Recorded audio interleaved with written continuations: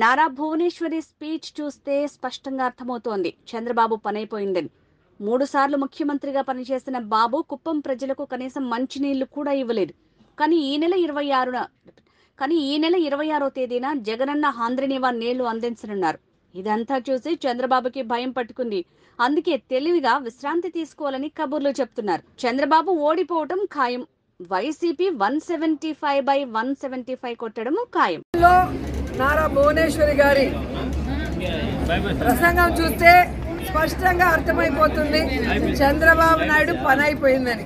So మేము ఏదైతే ఎన్ని రోజులు చెప్పుకుంటూ వచ్చామో ఈరోజు తన మనసులో మాట, చంద్రబాబు నాయుడుకి రెస్ట్ తీసుకునే వయసు వచ్చింది, ఇక ఆయన రెస్ట్ తీసుకుంటాడు, కుప్పంలో కంటెస్ట్ చేయాలని నాకు కోరికగా ఉంది అని చెప్పి భువనేశ్వరి గారు తన కోరిక బయట పెట్టడం చూస్తుంటే పాపం చంద్రబాబు నాయుడుకి పని అయిపోయిందన్న సంగతి అర్థమై ఉంటుందని అనుకుంటున్నాను. ఎందుకంటే ఈరోజు కుప్పం ప్రజలకి తాను 3 సార్లు ముఖ్యమంత్రి అయినా మంచినీళ్ళు కూడా ఇవ్వలేని పరిస్థితి. 26వ తేదీ జగన్మోహన్ రెడ్డి గారు వస్తున్నారు. కుప్పం చిరకాల కోరిక అయిన మరి హాంద్రినివా ద్వారా ఏ విధంగా నీళ్లు ఇవ్వబోతున్నారో కళ్ళారా చూడబోతున్నారు. అంతేకాకుండా అక్కడ ప్రజలు కోరుకున్న విధంగా మున్సిపాలిటీని చేశాం, రెవెన్యూ డివిజన్ని చేశాం.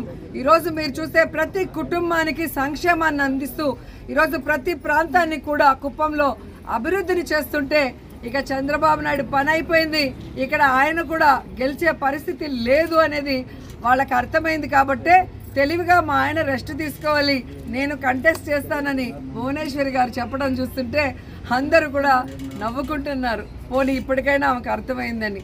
సో కుప్పం ప్రజలకే ఏమీ చేయని చంద్రబాబు నాయుడు ఈ రాష్ట్ర ప్రజలకు ఏమీ చేయడన్న సంగతి రాష్ట్ర ప్రజలకు తెలుసు. కాబట్టే కుప్పంతో సహా 2024 175కి 175 జగనన్న కొట్టబోతున్నాడు. ఈ రాష్ట్ర ప్రజలకి మరింత సంక్షేమాన్ని, మరింత అభివృద్ధిని అందించబోతున్నారు.